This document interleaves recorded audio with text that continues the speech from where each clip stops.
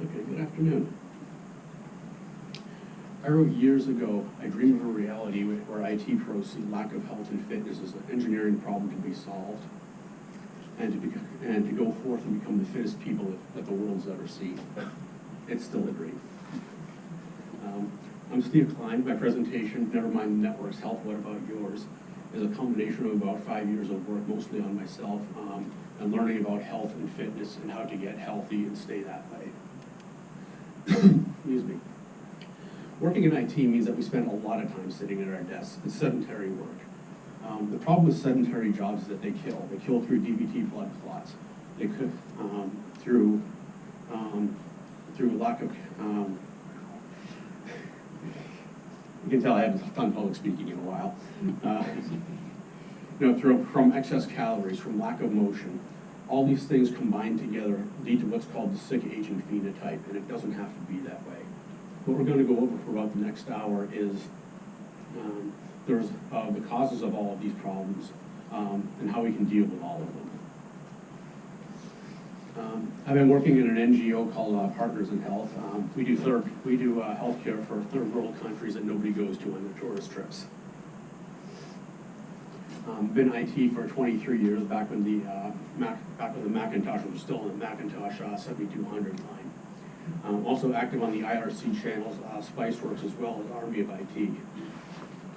Despite rumors to the contrary, though, I'm also human. I have my own health issues that have made for an interesting life to this point so far. So we're going to go over some of the other issues that we're going to come into. But first, the disclaimer. This presentation is not a substitute for medical advice. While I'm going to be talking about health, fitness, nutrition, and other topics, if you have medical concerns, talk to your doctor, please. Neither Spiceworks nor the company I work for has authorized any of this material. And though I've done a lot of research for it, I encourage you to do your own as well. Because the things I'm talking about today with better research may be found to be wrong tomorrow. My wife calls me a fanatic because I walk to and from work every day, anywhere between 2 and 8 miles, depending on what the weather is like. And I work out in a gym, excuse me. And I work out in the gym 3 or 4 hours a week. This is not why I'm a fanatic. I got the epiphany in May of 2012 that I was unhealthy. The elevator work was out, and after walking a whole 3 flights, I was gasping for air for about 30 minutes. And I got that realization, this is what you become. I weighed in about 230 pounds, and aside from shoveling intermittent New England snows and mowing the lawn on the weekend, I didn't do a lot. I went to work, I came home from work, sat in front of the television or in front of a laptop, and that's pretty much all I did. So I went on a completely unguided weight loss without a map, just through a combination of eating less, moving more, and finally hitting a weight room, which I've been one of those things that I had done intermittently for years but hadn't stuck with. I managed to drop from 230 pounds down to 156 pounds in 18 months. I felt awesome. I got a clean bill of health from my doctor on December 2nd, it was 2013. And 2 days later, I was at a work office party and I fainted. Who knows why? So they smartly called Brigham and Women's Hospital because I was out on the floor for anywhere between 2 and 10 minutes. They carted me off to the hospital, doing workup to find out what was going on. By the time I got to the hospital, we're sitting in the emergency room. I was pretty just ready to go home. It's like, they're not going to find anything. I'm going to be fine, no big problem. This is the only picture of what the next 9 days of my life were like. Anybody ever hear of a myxoma? Yeah, I hadn't either. What a myxoma is, that's a tumor that resides inside the heart. In my case, it was inside the left atrium. It was completely asymptomatic. It blocked 95% of the blood flow. So they did x-rays, CAT scans, all of that, and determined they were going to have to do open heart surgery out of nowhere. Now mind you, I just seen my doctor and got a clean bill of health 2 days before this. This was a silent time bomb that was in there. Now the problem with open heart surgeries, of course, there's a ton of medications they have to give you to go on the heart-lung machine. I have an autoimmune disorder. I have a clotting disorder. These two together make any type of even just minor surgeries an adventure. So what they had done is they ended up doing the surgery on the next Monday. And I was released from home on, it was a 6-hour-long surgery they had me in for the chief of surgery, the chief of cardiothoracic surgery. And I was released from home finally on Friday, December 13th, with these instructions. Just try to walk as much as you can. No lifting anything more than 10 pounds for 3 to 4 months. It will take at least a year to feel like yourself. That's what I came home to. A month after I got out of the hospital, I went back to the cardiac surgery. They did an x-ray to make sure that my sternum was healing up fine. And I was told I can do as much cardio as I want, as hard as I want from that point forward. A month after that, I went back to work. A month after that, I was cleared to be able to go back to my weightlifting program, so long as I protected my still healing sternum. 8 months after surgery, I had broken every single record I had for both weightlifting and cardio. By going through the process of getting healthier from the time I came to that epiphany, it lowered the risk of the surgery, even with the health issues I had, by an order of magnitude. Additionally, it also allowed me to push hard. At that point there, I knew I could push harder than the doctors thought I could. And like I said, it was 8 months after surgery, I was back to where I started. That's why I'm a fanatic. Getting fit quite literally saved my life. Because we only have an hour, we're going to go through the big issues. Ergonomics, how we stand and how we sit and how we move. Nutrition, the whys, wheres, and whats, and what we eat. Physical fitness, which nobody wants to hear about, but we're going to go over it anyway. Stress, as well as our recovery from stress, and the result if we don't deal with these issues. A couple of things that you have to note. Being healthy or unhealthy is not a moral choice. I was very overfat for a long period of time. Don't be too hard on yourself. If you're unhealthy, don't be too hard on yourself. It is a journey, and it's not an easy journey at all. Medical issues, and as you've heard of, have some of them, can make it harder. It does not make it impossible. Unless you're one of those small handful of people in the world that has a severe metabolic disorder, it is possible. And even the partial efforts, like having a partial network defense in place, it's better to have all the pieces in place. But you have some of them, it's going to make things better. If it takes it 5 or 6 attempts to quit smoking, you're still better off than when you were smoking a pack a day. So, what is health? Yeah. Even doctors have problems determining what health is. I'm going to be paraphrasing Dr. Harold Boussereau in his 2013 article on microbial biotechnology. Physical health is the ability to sustain homeostasis. In other words, to stay active and moving and able to go through life, even while there's change going on. Mental health is the sense of coherence, the ability to see the world as changing but still comprehensible, being able to manage those changes, and seeing that managing those changes in and of itself has meaning. Social health is your ability to do all the social things that we need to do, to be able to get up, to go to work, to go out and socialize if you feel like it, and having the ability to do all of those things. Ergonomics. Usually it's used to talk about how people sit in a work environment and how they act in a work environment, and looking to improve efficiencies. I'm going to expand it out so it also includes sitting, standing, how you move, how people walk, how people run. So some of the things that we run into being IT folk, excuse me, is we have these terrible chairs. We have these terrible desks. The chairs are too high, the desks are too high. We lean in closer for detail work to see the screen. All of these things do all sorts of terrible things to us. Sitting for long periods, and by a couple of different reports, as short as 2 hours, increases the chance of DVT blood clots. Blood clots, when they break loose, cause strokes and heart attacks. In addition, because of the sitting, we tend to lean forward, which puts pressure on our thoracic spine. If the chair doesn't fit right, you're going to end up leaning forward and get what's called anterior pelvic tilt, which also curves your spine up a little bit. If your feet aren't flat on the floor, it makes it a whole lot harder to stay comfortable. You end up shifting in your chair a lot. Anytime we do get up, we're almost always looking at some sort of device.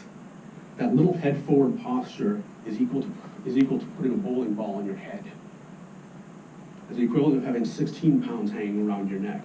And who hasn't seen somebody who's looking into their cell phone, walk into other people, walk into a trash can or a telephone pole, or walk out into live traffic and almost get themselves hit?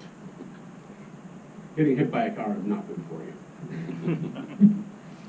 You put them all together, that's what you get. You get poor posture. When someone is standing upright, typically, they have their knees locked, their ankles, in a particular position, and that should all be sitting on bone. So when they're bent over like this, what's happening is the ligaments and tendons are actually taking the weight, and that's not what their job is. The job of taking weight is on muscle and bone, not on tendons and ligaments.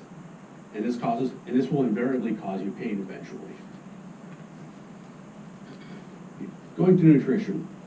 Nutrition is another one of the subjects that we've been studying for over 100 years, and we're just starting to get some idea of how food works. But how much we eat, what we eat, how we eat it, and how it's prepared may make a lot of difference in overall health and body composition. The big things are the macronutrients. These are the big building blocks that carry calories that our bodies use, that our bodies process in order to make us grow and sustain life. Protein is used for a lot from muscle protein, for muscle synthesis, among other door prizes. There's L-leucine is the main one used for muscle building. It's found in red meats as well as in that whey protein powder. Fats are absolutely essential for endocrine functions. So testosterone, estrogen, and all those complex metabolic processes, excuse me, all those metabolic processes require fats in order to work. Carbohydrates are all those sugars and starches that we deal with. Everything from simple table sugar to honey, to agave nectar, to high fructose corn syrup, and even the starch in potatoes and sweet potatoes, for instance. Those are all part of the carbohydrate families. Also, fiber gets lumped in with carbohydrates as well. Fiber is used to slow down, but it doesn't stop the absorption of nutrients in the small intestine. And it can actually help to buffer against sugar spikes from the other sugars that you take as part of your diet. Alcohol gets a mention solely on calories. Second to fat is the most caloric substance you can take in. To give you an idea, 2 shots of tequila is equal to about a Klondike bar. Yeah. Which would you rather have? Depends on your day, I suppose. And finally, expansion on calories. All calories are as a measure of energy food provides. They're not completely accurate, but breaks down to 9 calories per gram of fat, 7 calories per gram of alcohol, 4 calories each for both carbohydrates and proteins, and 2 calories per gram for fibers. Micronutrients are all those small things in milligram, microgram doses that the body uses to do things like fight off infection, among other things. They're the things that actually keep us fairly healthy. The big ones everyone knows about: sodium, which you're going to find, it's added into a lot of processed foods. You use it as table salt. And surprisingly, some medications like Aleve are also high in sodium. Calcium you can get from milk and broccoli, for instance. And calcium is used not only for bone health, but it's also used for cellular differentiation and cellular growth as well. Potassium is an interesting one in that potassium is required to keep your heart pumping. If you don't have the right potassium level, they can't make those electrical connections. Potassium and magnesium together also help to balance out sodium in your kidneys. So it also helps to counteract some of the effects if you have hypertension and you still have high amounts of sodium going into your system. Vitamins are all those little things that you see scattered on the nutrition label. Vitamins A, B, C, all of those. Like I said, vitamin A is used for cell differentiation. Vitamin B is used for a whole series of very complex metabolic processes. C and E are antioxidants, which help to fight on cell damage. Excuse me. And vitamin D is used primarily for bone growth and actually helps in the uptake of calcium. A lot of the times, the food that we eat is not what our bodies actually need. There's a whole lot of reasons for this. Some of the issues that come into it is that food is really easily accessible without the expenditure of a lot of energy. From my office, I don't have to walk more than about a half a block in any direction to get pretty much any type of food I want. In addition, food overall is nutritionally deficient. The USDA study over fresh vegetables going back 30 years shows that the nutrition in fresh vegetables has dropped significantly in the past 30 years. The amount of vitamin C available has dropped almost 30%, for instance. The amount of calcium coming out of 12 different vegetables is down 21%. So food in and of itself has also become its own issue. Things that we like tend to be high in calories. Humans were designed for a world where food was going to be scarce. As a result, we tend to go for those high calorie things. Most people prefer something high in sugar or high in fat, or preferably both, over salad, for instance. The other problem is that high sugar foods like this also tend to be low in satiation. In other words, they're not going to keep you full as long. So we come across that issue as well. And basically all food is good, but some food is better than others. In a lot of cases, people don't do home cooked meals as much. They do more takeaway, or they do more frozen foods and prepared foods, simply because Americans have a whole lot less time on their hands than the previous generations did. We're under a massive time crunch. Like it says, mouthfeel has been replaced. How something feels and makes you feel in the moment is more important than the nutrition in it. And the other thing that I keep coming across is eating healthy is boring. It isn't boring. Healthy food does not have to be dull. It doesn't have to be tasteless. That's a big meme that's been pushed. It really just aggravates me to death. All that lovely conventional wisdom we heard is wrong. Diets high in fat demonstrably do not make you fat. Excess calories make people fat. There's absolutely no evidence that a diet high in protein damages either your liver or kidneys. It doesn't exist. Eggs do not raise cholesterol. Cholesterol overall in your diet will amount to about 10% of a change in your blood cholesterol. That's it. A ketogenic diet, one that's very high in fat and protein and very large in carb and very low in carbohydrates, does not cause cardiovascular disease. It does not damage the heart. It does not exacerbate cardiovascular disease. And in fact, for people who are pre-diabetic or have high A1C, it can be an absolute godsend. I can give you a case in point. My boss has gone on a ketogenic diet for the past 4 months. It has gone from being on the edge of needing insulin to an absolutely baseline A1C. Low-fat diets don't protect the heart, and they have their own problem that they tend to be very low in satiation. So while you're replacing these fats with, typically people who replace fats with carbohydrates, they don't feel full as long, and they eat more calories as a result. Blood cholesterol is a terrible marker for heart disease. There's actually another subcategory called C-reactive protein. It's a much better marker for overall inflammation in the body. We'll get to why that's important. I've seen time and again, you need to eat 5 or 6 times a day to keep your metabolism up. It's nonsense. There's no evidence that's true either. Multivitamins are interesting. Unless you have a known deficiency, at best, multivitamins do nothing. And one long-term study on multivitamins showed that they may actually be dangerous. They tend to be made of things that are very poorly absorbed, and the ones that are absorbed tend to cause overages of those vitamins that you're trying to protect yourself with. Again, in the absence of having an issue with, say, with vitamin C content, they're not going to do you any good. Stress! How many people are stressed in the room? Okay, not currently, because we're here. All of us feel it, we all react different to it.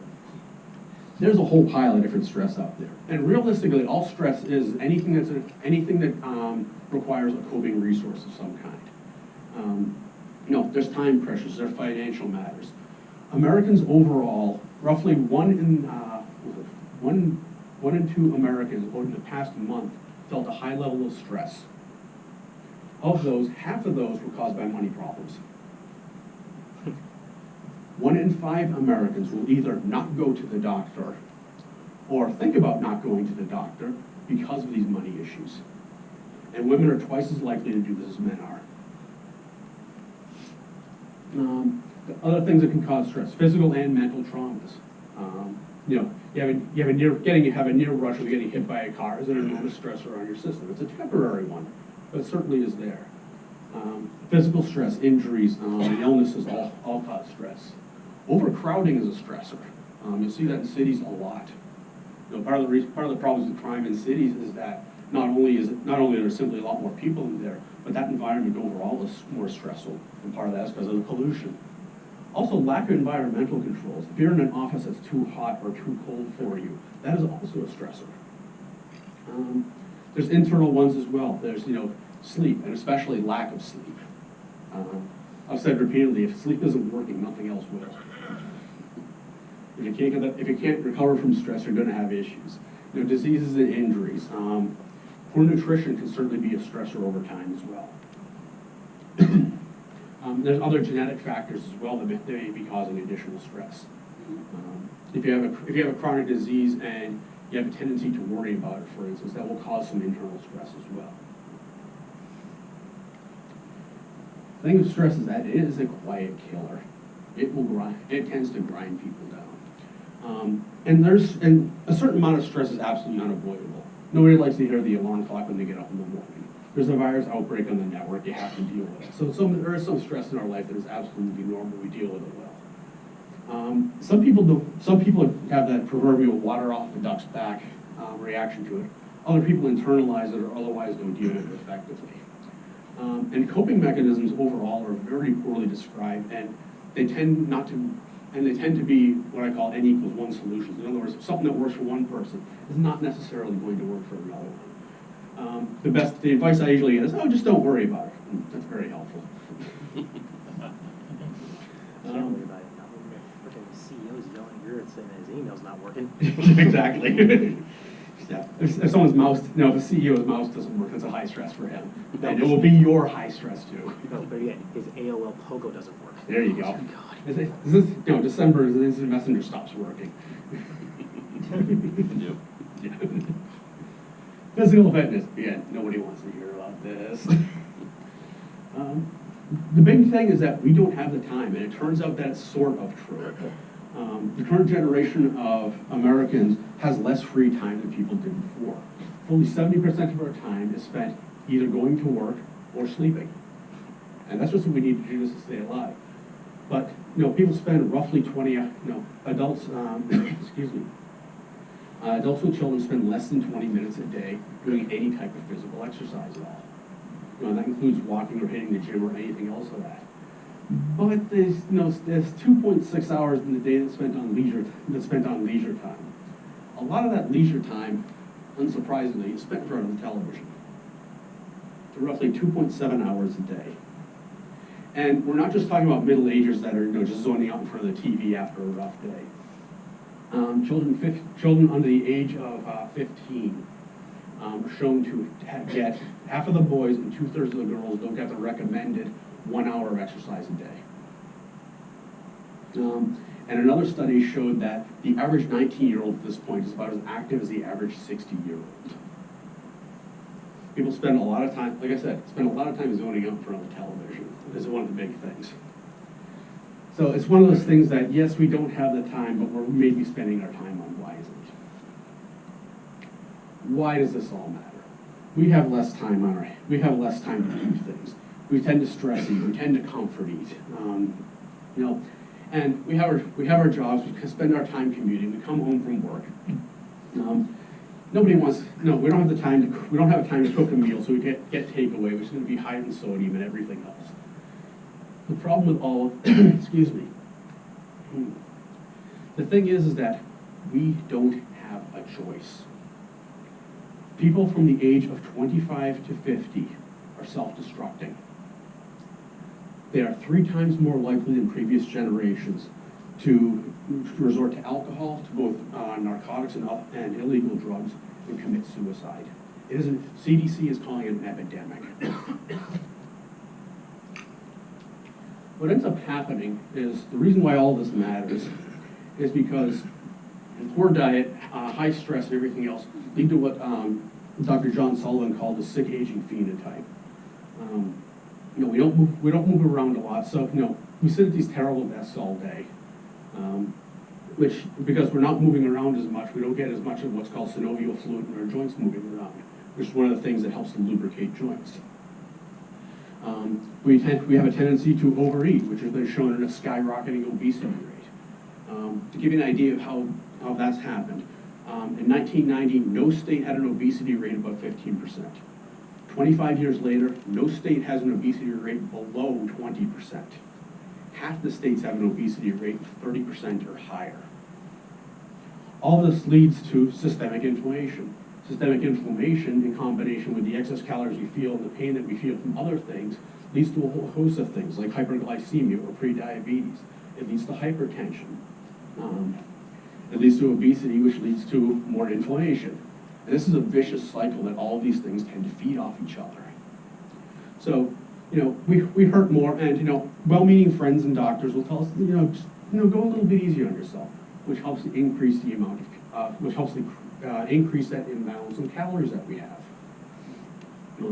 This can lead to some of the other things we see, which down a very long and painful road leads to more medications, more visits to doctors, more visits to ERs, and less capability in our lives. This is not a short process. I watched my father-in-law go through this for 15 years. It's an avoidable tragedy. And to add on to the ERs and everything else, you want to avoid intensive care units. Half the people who go into intensive care unit who are working age will never work again. Half of the people who go into ICUs have their lives forever changed.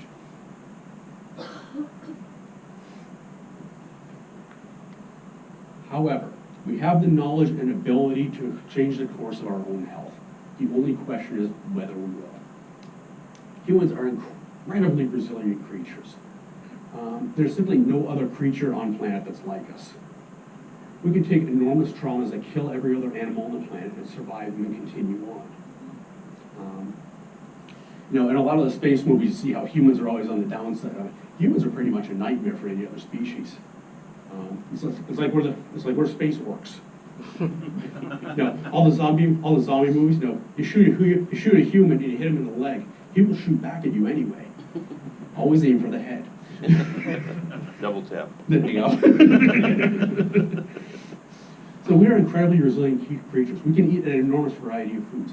Even our environment, if it doesn't match what we need, we will change that environment to such a large degree to make it completely unrecognizable to anything else.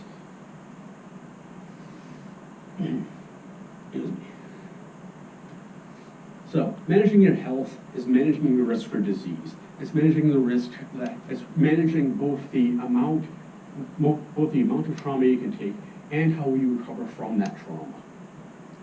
It can also change how and how long it will take you to die. Dr. John Sullivan again called it compressing the window of morbidity. Where with a sick aging phenotype, it can take 15 to 20 years to go down that downward spiral. If you stay healthy, you can actually stay healthy to the end. And as I described to my wife, and she hates when I talk like this, I want to be the guy who's out there at 80 mowing his lawn and drops dead. It is possible to compress that window of morbidity to 0. And the same father-in-law who I got to see go on this terrible downward spiral for 15 years, his younger brother was 2 years younger than him. That's exactly what happened. He was out working in his garden, he keeled over, and he was gone. Nobody wants to die, we're all going to do it. And you can pick to some degree how that's going to happen. So, with all of this bad news out of the way, these issues are resolvable. The big thing with ergonomics, sitting, you want to make sure your feet are flat on the floor. You want to make sure that you don't have that pressure on the back of your leg from your chair. I actually have an old i3 processor PC under my desk that I put my feet up on. You want your elbows and shoulders at 90 degrees. Excuse me. And like politicians, the only way you should really look at a monitor is down. So you want to make sure that you are supported in this way. Another thing that you can do is stand up every hour. The same study that showed that sitting for 2 hours or more increases the risk of DVT blood clots also showed standing up for 5 minutes every hour completely eliminates that.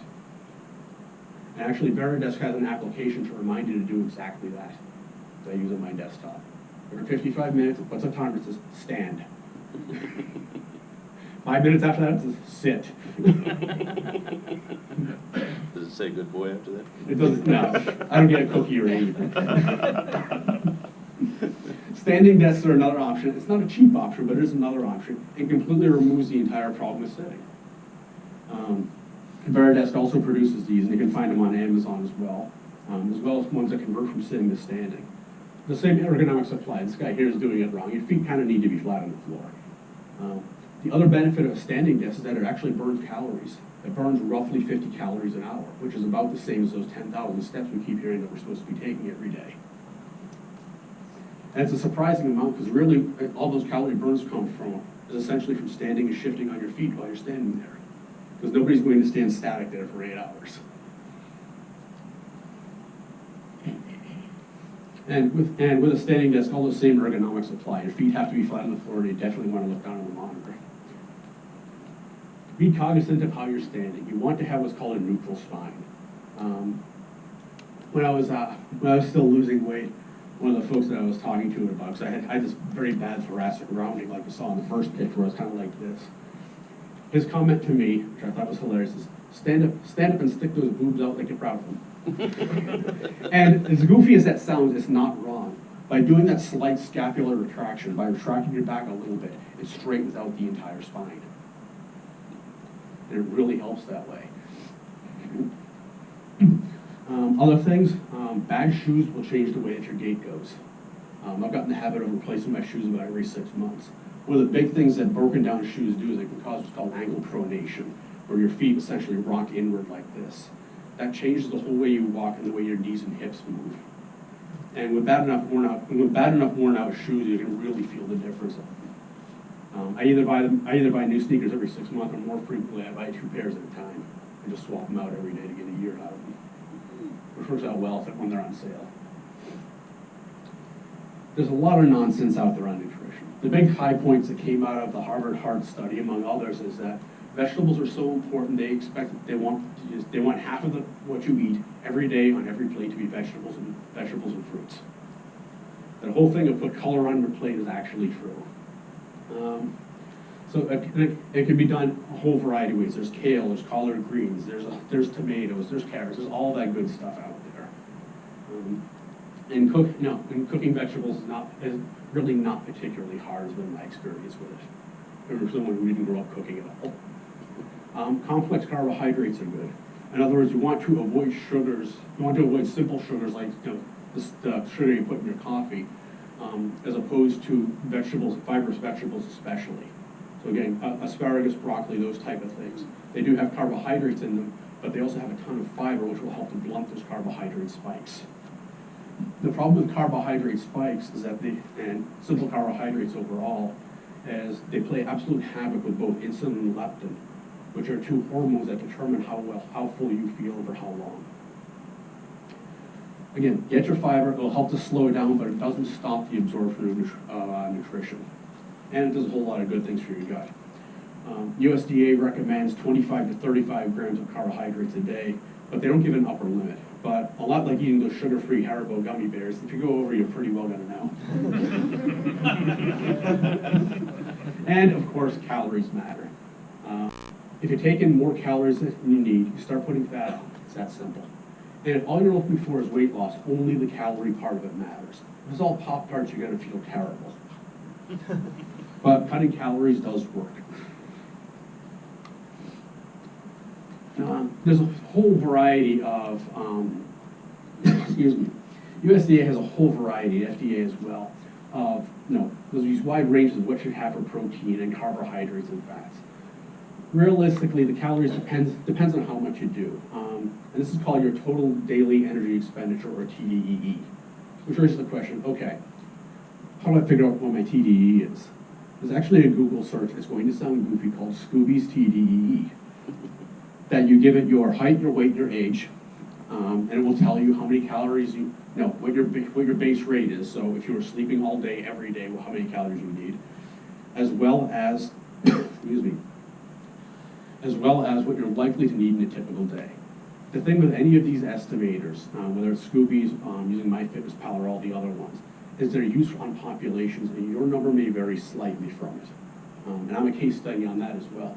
But the TDEE that I come out from any calculator is actually 10% higher than what I need because my metabolic rate is slightly slower. God knows why. But it is demonstrably slower.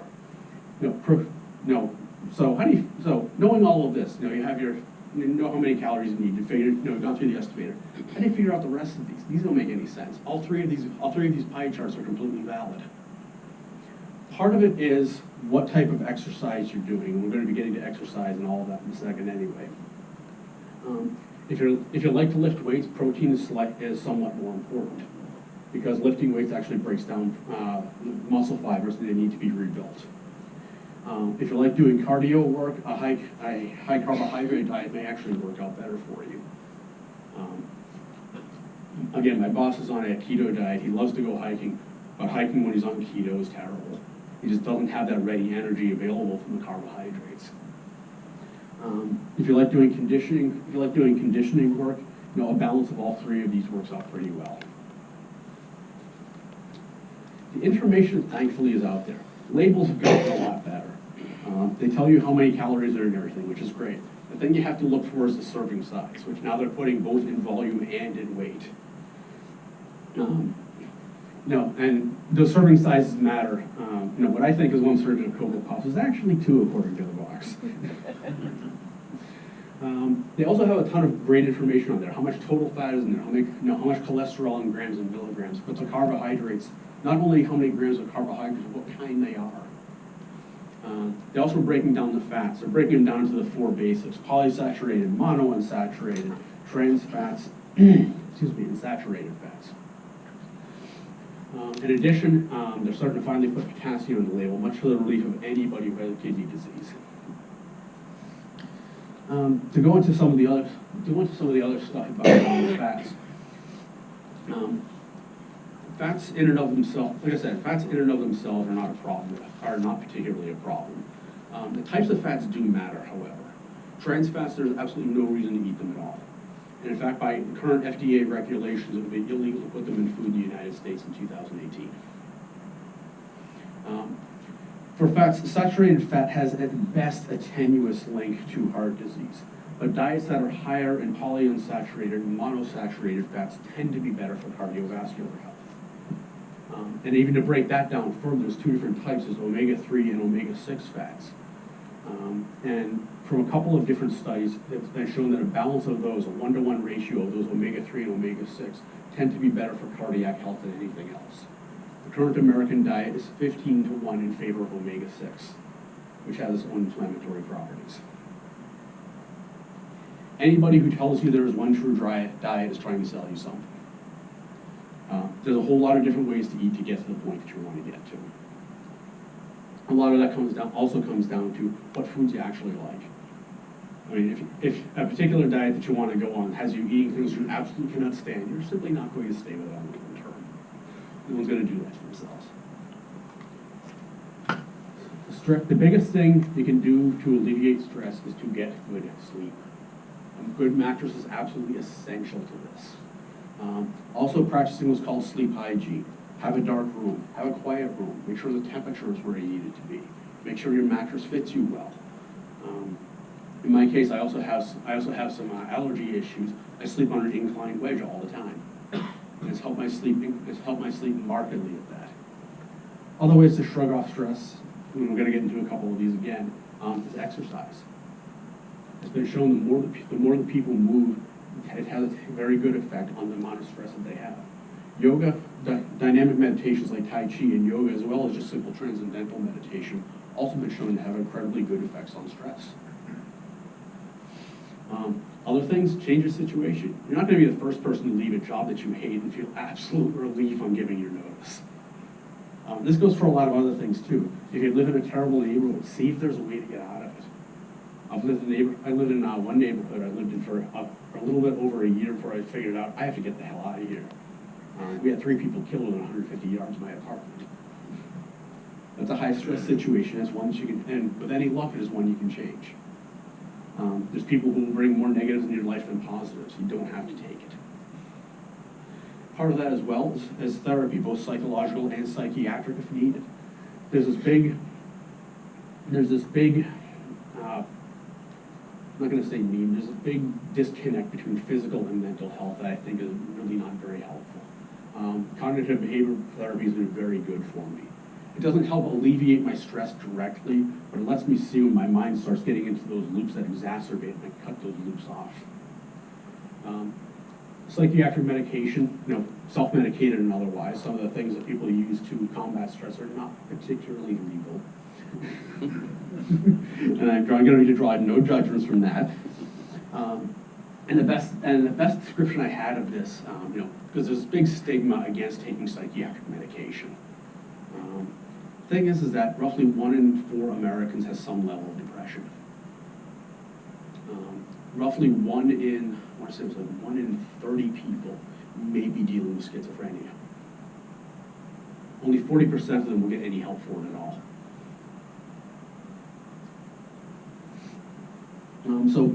Medications are not a terrible thing. The description I heard is, I have myopia. I cannot see far. I can see about this far in front of me without my glasses. And yes, I could go through my life without glasses and stumble into things and everything else. Why on earth would I do that? If you need medication for a mental health issue, get the medication. There's no reason to make your life harder. Get moving. Humans are designed to move. We're designed to move a lot. Honestly, it doesn't, if you like doing cardio, it doesn't matter what type of cardio you do, just so long as it's something that you like doing. The objective is to get your heart rate up and keep it up for a while. Different studies say anywhere between 20 minutes and an hour. It doesn't have to be a long run on the treadmill if you hate running on treadmills. There's rowing machines, there's ellipticals, there's what are called weighted sleds or prowlers. If you're going to throw weight on and do conditioning that way. If you're really pressed for time, there's actually a type of exercise called HIIT training, high-intensity interval training. It's also called Tabata and fartlek training, depending on what part of the world you're in. All that is that's a, that's a very high-intensity period. So, for instance, doing hill sprints, where you run up to the top of the hill, you walk back down, and you lather, rinse, repeat for 20 minutes. In 20 minutes, you can burn about the same as you could by running as fast as you can for an hour. It can be very, very time efficient. Weight training. Now, this one here I'm going to go on for a while, so I absolutely adore weight training. Nothing else changes the body like weight training does. The ability to take a bar and lift it does put stress in the body, like any other type of exercise. But it also does things other than building muscle. It helps to strengthen tendons. It helps to strengthen ligaments. It helps to remodel bone. There's one guy I talked to who went by the nickname, whose name is Brian Jones. He also went by the nickname Broke Legs Brian. He fell off a roof and got the same type of fractures in both his legs that stock car drivers get when they get into car wrecks and the pedals push through. He went from being very able-bodied to being told, yeah, you're going to be in a walker or a wheelchair for the rest of your life. 2 years after that, he placed second in a weightlifting competition, pulling 600 pounds off the ground. From the weight training he had done, his bone had remodeled strong enough that it bent and pushed out the titanium pins that they had holding them together. Nothing changes the body like weight training does. The other thing is that being stronger goes through to every other part of your life. We're doing a move in our office. I'm pushing server racks around like they're nothing. The help desk guy and our intern, whose ages combined are less than mine, were trying to push one empty rack around. Strength goes over to every other part. Strength goes over to every other part of the body. All things being equal, being stronger is better than being weaker. Mark Grippito in his book Starting Strength, I think it was in that book, said that strong people are more useful than weak people, and more useful overall generally too. I take that back. It was strong people are harder to kill than weak people and more useful generally.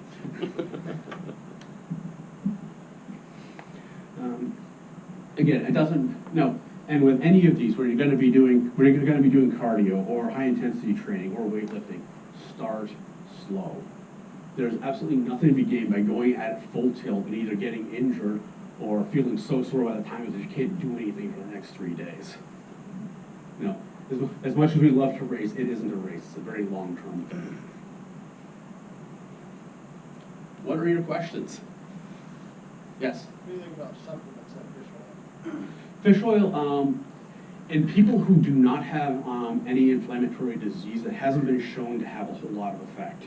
I take it because one of the medical conditions, one of the genetic conditions I have actually has an inflammation associated with it. It's questionable whether it has any effect on heart health. In the absence of having that balance of omega-3 and omega-6, there isn't a whole lot of evidence that has any benefit on cardiovascular health. Yes? You kind of touched on it a little there. You had a slide that talked about all the misconceptions that people have, generally from the media, like the USDA, like the FDA changing their mind every 3 to 5 years. Where do we get good information? How do we qualify? Qualifying good information is tough. And a lot of the stuff that, I'm not a fan of conspiracy theories, but money drives politics. And the FDA and USDA are politics. There was this whole big push in the 1970s about how we have to go to, these higher carbohydrate diets. Most of that was driven by the grain industries. There's actually 2 people on the Starting Strength forums, Dr. Jordan Feigenbaum and Austin Baraki, who both know the nutrition side of it. Anything they say goes, as far as I'm concerned. Also, there's another site called the NNT, which actually does reviews and publishes reviews of other studies to show what the truth actually is about different types of medical interventions as well as nutrition. Those are usually my first 2 sources to go to. Any other questions? Yeah, Yes. Google search. Sure, go ahead. What was you said you searched for? Scoobies? Scoobies, TDEE. TDED? TDEE. Total Daily Energy Expenditure is what that acronym means. Are you gonna have this presentation available? Yes, this presentation is going to be available and I'm recording it, so hopefully if the edits come out okay, I'll be publishing up on YouTube as well. Music not included. Yes. Do you recommend that people try to get to their ideal weight before they start doing weightlifting? Or, is that okay to start, from the very beginning? There's no reason not to. The only thing I've seen with people being, there's a couple of different reasons to start weight training. One is that fat is a passive cell of the body, muscle is an active cell in the body. Having more muscle mass will burn more calories slightly. It's not a lot. The other thing is that the stronger people get, the more they can do, just on an average day. One example that's used, if someone likes to do bike sprints, for instance, let's say a single revolution takes 1/10,000th of their energy to do. If they get twice as strong, that will only take 1/20,000th, and they'll be able to go longer further, or go faster, their choice. As far as weightlifting goes, specifically in resistance training, there's no reason not to start it. If you can hit squat depth, or if you can pull a bar off the ground, there's no reason not to start it. Yes? What do you think about CrossFit? It depends. There's how CrossFit is done. There's the daily work. There's the WODs, the workout of the day. CrossFit, as I've seen the meme version of it, is doing a lot of Olympic lifting for high periods, doing it for long periods at high speed, trying to get reps any way you can. I think it's very counterproductive. Weightlifting if you're dealing with weightlifting especially, good form trumps the weight on the bar and how fast you do reps every single time. Doing a rep any which way is going to hurt you eventually. Whether it's that you have your elbows flared out when you're coming down doing a bench press, your lower back is curved doing deadlifts, it's going to hurt you sometime. I think CrossFit has been fantastic in that it's got a lot more people under a barbell than had been previously. The workouts of the day, and it also goes back to both exercise and training. Exercise is where you go to the gym, you get sweaty, you feel good that you actually did something that day. Training is a little bit different in that you're trying to, in the case of weightlifting, you're trying to continually put more weight on the bar or get more reps. And CrossFit's workouts of the day don't train with, I don't think train with enough specificity to get that training effect. Yes? Do you have any ideas for lunches that are easy to prepare and easy to get to when you don't have very much time to do that, but you need the energy for the rest of the day? I buy rotisserie chickens. I could go through 2 rotisserie chickens a week. They're relatively low in calories, they're already prepared. And what I do is actually, I get up about an hour before I leave the house. I cut off, the 6 ounces I'm gonna throw in my salad that day, put it in the freezer and let it freeze up. And if I put it in overnight, it can actually last until 2 in the afternoon the next day without any refrigeration at all. Other things, crock pots are fantastic for meal prep. You can throw, a 2-pound hunk of boneless pork in there with a ton of vegetables. Let it cook down on a Sunday for 12 hours, and partition it up and you're ready to go. You had a question? Yeah, when starting out weightlifting, do you recommend like a higher weight, less reps, or lower weight, more reps? I recommend it. Starting strength actually has a methodology that kind of where basically you start out with the bar, you keep adding 10 pounds to it until the bar slows down, and that's your first set. After that, you do 3 sets. You do 3 sets of 5. So what starting strength is based on. There's actually a study done that was actually taken apart by 4 doctors who deal with training. That theoretically, what the study claimed to is that they're testing high rep training versus low rep training. What they're actually doing is testing higher rep training as even higher rep training. They're doing sets of 12 and sets of 25. 5 reps, 3 sets for 5 reps tends to work out pretty well as long as you can continually add weight to the bar. In the case after I had my open heart surgery, I was weak enough from the surgery and that massive trauma that when I finally went back, I could deadlift the bar, 45 pounds, that was it. About a month ago, I finally hit another PR on my deadlift when I'm able to pull 330 pounds off the ground 5 times. I went from being able to squat 45 pounds after heart surgery to that period 5 months later where I was squatting 250. And just by adding 5 pounds to the bar each time, you can do that for 6 months. If your focus is on, and first, when I'm talking about training, I'm talking about strength training specifically. I do not look a particular way. I do not look like a particularly strong guy.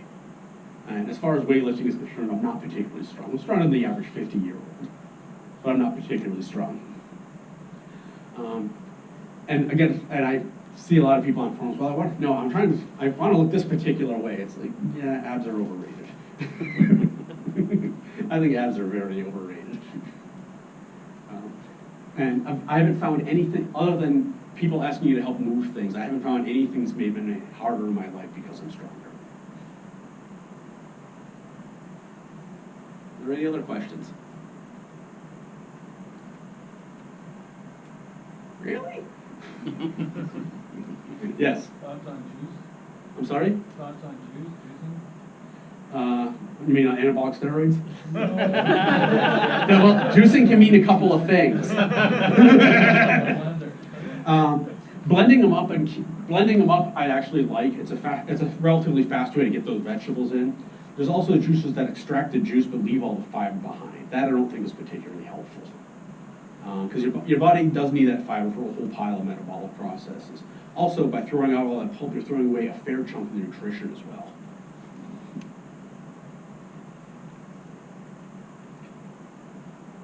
Anything else? Yes? Do you have any well-rounded workout programs you might recommend for beginners? For beginners, starting strength works really well. Strong lifts, which is very similar to starting strength, it substitutes in rows for power cleans. There's also another one called the New Rules of Lifting for Women, which is a book that's out. And all 3 of those programs are very similar, and they all will get very good results. Also, if you're going to be doing weightlifting, I highly recommend you videotape your lifts. Get a camera, prop a cell phone up, and video how you're doing the lift so you can see what you're doing right, and more importantly, what you're doing wrong. And it can prevent small problems with the lift from becoming big ones later on and getting those bad patterns ingrained. I've been lifting for 5 years at this point. Every single session, there's a video for it. Now, Yes. what about home exercise equipment? Depends on the equipment. No, as seen on TV is generally garbage, has been my opinion and my experience with it. Some equipment is better than others. Rowing machines are absolutely fantastic. They work everything. A good rowing machine is not cheap, however. Concept 2 is probably one of the best brands out there. The Concept 2 rower runs $900 last time I checked. And even on Craigslist, I've seen, the lowest I've ever seen them go was $750. So they really hold their value. Things like, the Gazelle, Nordic Track seems to have a new thing to run on every year. Yeah. Yeah, I have one as well. I have one of the Power Treads that's about 20 years old at this point. It's really helpful for my heart recovery, not so useful for other things. I would just prefer to go outside, quite frankly. And there's some home equipment you can use as well. The gym I go to is in my basement. Yeah. And it costs less than $1,000 to build the whole thing. The rack can take 1,000 pounds of weight on it. So I'm not gonna hurt myself in it. And that's something else too for weightlifting I really want to say.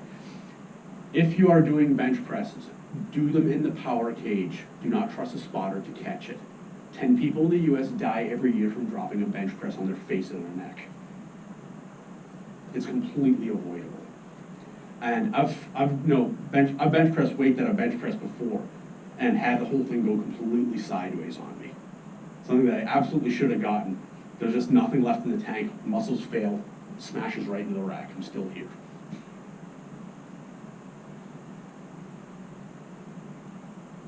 Are there any other questions? Pick a topic, any topic. Yes? Probiotics? Surprisingly, there is very little good research showing that probiotics do anything, with the exception of the brand Align. The brand Align is the only one I've seen out that it actually has a good study that shows that it does anything useful. Gut flora, the bacteria in your gut, can be changed by what you eat. And it will take time for the gut bacteria to catch up when you change the way you eat, so that things that you're eating actually will taste good, for instance. People go on crash diets where they cut out all types of cookies, for instance. Their stomachs, the bacteria in their gut have been tuned previous to that point that these are really good for them, which is part of the reason why they get cravings for them. And it takes time for that gut bacteria to adjust to a new way to eat, whether it's increasing vegetable or decreasing junk food or any other type of change that you want to make. Yes? How do you feel about bodyweight exercises? Bodyweight exercises can be useful. The reason why I go with barbell training is because it simply gets results faster. Sure. And barbell training is one of the, both bodyweight and barbell training are some of the safest things you can do. To give you an idea, soccer has 107 times the injury rate that weightlifting does. They're not even on the same graph. So yeah, bodyweight exercises are a fantastic way to start, and that's why I started before I started getting under a barbell, because I couldn't hit squat depth to save my soul. And it can get you to the point where you can do them if for whatever reason you can't. Yes? What's your recommendation on getting a good night's sleep? Because I know that was a part of your presentation. That's what The big one I do is make sure the mattress works the way it's supposed to.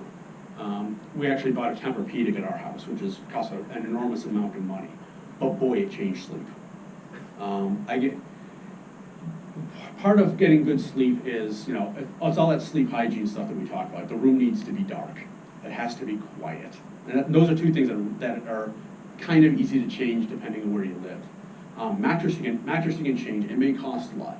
The Tempur-Pedic I think we bought was something like $3,000.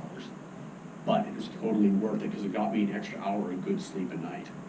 Also, alcohol, although it's a central nervous system depressant, completely screws with sleep. What it does, it robs you of the REM sleep that you need that's actually the most recovery type of sleep available. So alcohol and other drugs may not be the best way to go about trying to get a decent night's rest out of it. melatonin. Melatonin is, the research on it is a little sketchy. I haven't used it personally. So when you say make the mattress work for you, make sure you have a mattress that works or even for A mattress that actually supports your spine properly is the big thing. The reason why the Tempur-Pedic works is because when you lie on it, it takes about 7 to 10 minutes, and you will actually compress into the foam, and your spine will be almost completely straight if you're lying flat on it. So it does provide support that your body, the type of support that you get from standing up straight, you can essentially get in the bed lying down.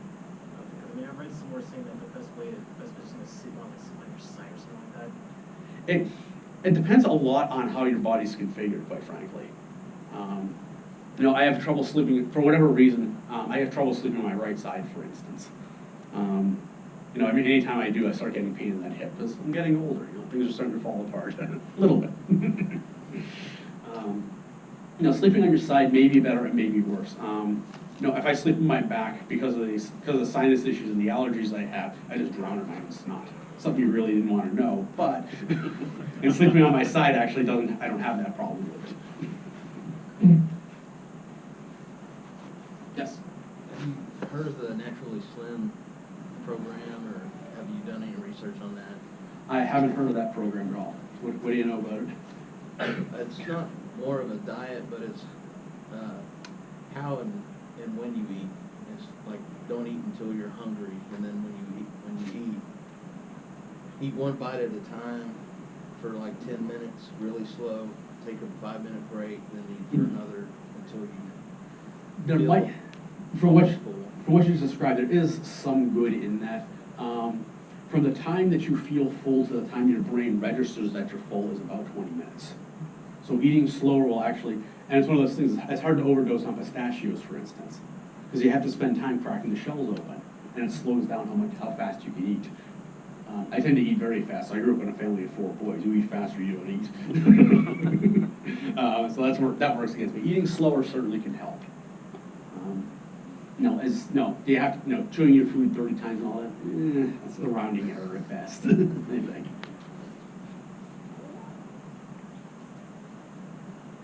Yes? How long do you rest between working out for the same muscle groups? Minimum of 48 hours. When you're doing weightlifting and weight training, basically there's a whole overload recovery and adaptation cycle to it. If you try to do it too close together, you're essentially not getting the muscle doesn't have a chance to rebuild at that point. Okay, we are out of yes. I'll get you in a second. Do you recommend doing like different areas of your body one day and or another, or like upper body, lower body? For a beginner, a whole body workout is a whole lot more time efficient. Once you get out of the phase where you can add weight to the bar every time, then you have to find a new program. Yes, final question. Understanding that not every workout works for every person, but if you could pick an exercise to be in about everybody's arsenal, what would it be? The squat.